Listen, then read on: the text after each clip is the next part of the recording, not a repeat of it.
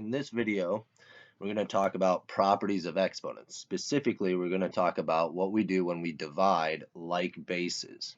Now, remember, a base is the big number or variable, and the small number in the right-hand corner is the exponent. So, if I look at number 1, I'm taking x to the 5th, okay, that's a 5, over x to the 3rd. Now, remember, what an exponent tells you is it tells you how many times you're multiplying the base. So x to the 5th really is x times x times x times x times x. And then we're dividing by x to the 3rd, or x times x times x. Now, notice that when we take these 5x's and we divide by 3x's, x divided by x will cancel out to be a 1. X divided by x will cancel out to be a 1. X divided by x will cancel out to be a 1, leaving me with x times x. Well, if I take x times x, that's 1x times 1x, so I get x squared. Now, likely in class, once again, you learned a shortcut for this method so that you could skip this expansion part. Okay, notice that if I take x to the 5th divided by x to the 3rd, if I subtract the exponents, 5 minus 3, I get 2. So our shortcut whenever we divide like bases is simply to just subtract the exponents. Okay, we look at another example of this. Looking at number 2, it says x to the 8th divided by x to the 5th. Well, x to the 8th is 8 of them. Okay, so I have x to the 8th on top. I'm dividing by x to the 5th. I know that 5 pairs will cancel, and I'll be left with 3 x's on top, or x to the 3rd. Okay, so x to the 8th divided by x to the 5th has to equal x to the 3rd. Now, once again, like I said, the shortcut is you just take the exponent on top, you subtract the exponent on the bottom, and it'll give you your exponent. So this shortcut allows us to simplify and not do this expansion work. Now, the reason why that's important is as our exponents get bigger, we don't want to have to write out all the exponents, but we don't have to. I know that anytime I divide like bases, meaning the bases are the same, I can simply just take the difference of the exponents. Well, 12 minus 7 is 5, so this will simplify to be x to the 5th. Now, one thing I want you to know moving forward is yes, we think of it as subtraction, but we want to keep this idea that we're actually doing this cancellation in the back of our minds. The reason why is if I look at number 4, notice in number 4 that the exponent on top is smaller than the exponent on the bottom.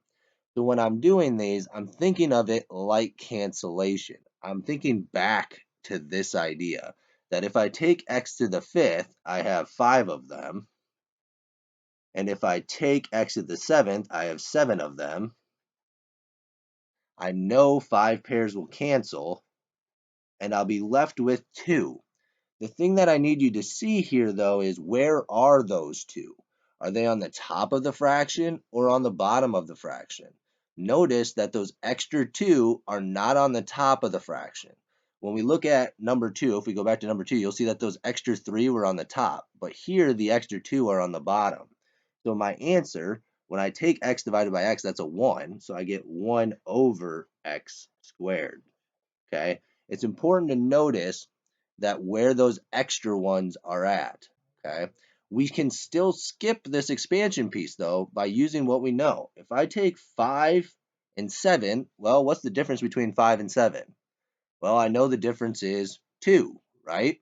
If I can notice that these 5 will cancel with 5 down there, leaving me with 2 on the bottom, I'll have 1 over x squared. Okay, so we're going to use that idea of cancellation. Yes, we're subtracting, but we want to think about where are the leftovers. Are they on the top side of the fraction or are they on the bottom side of the fraction? So if I look at number 5, I have x to the 9th over x to the 15th. What is the difference between 9 and 15? Well, if you take 15 minus 9, you get 6.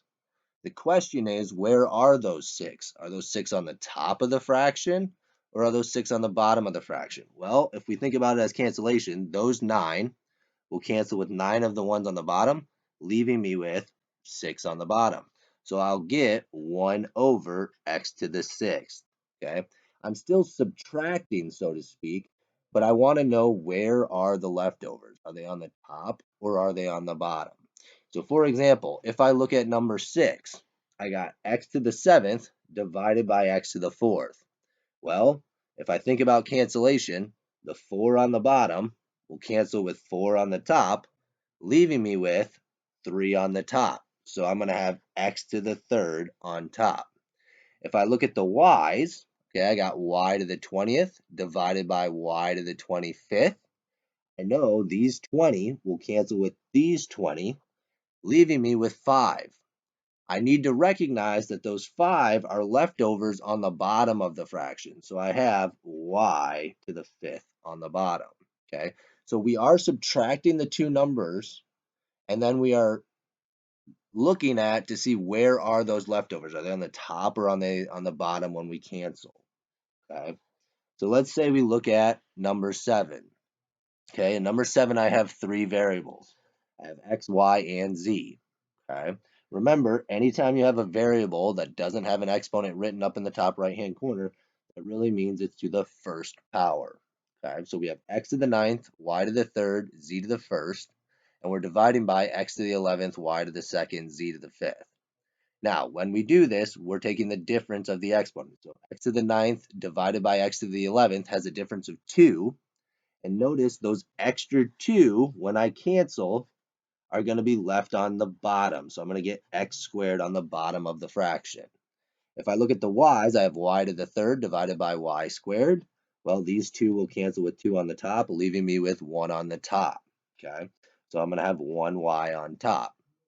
And then lastly, if I have z to the 1st over z to the 5th, I know this 1z will cancel with one of the ones on the bottom, leaving me with 4 on the bottom. So I'll have z to the 4th on the bottom of the fraction. Okay, so just to recap this idea, when we divide like bases, okay, so I'm talking about when the bases are the same and we are dividing, we are taking the difference between the two numbers. But it's important to remember that we want to think of it like cancellation. We need to know where the numbers end up. Do they end up on the top of the fraction, as we saw in number 2, or do they end on the bottom of the fraction like we see in number 4? Okay, so it's important to keep in the back of your mind that idea that we're really just canceling things out and looking at the x's or bases that are left over.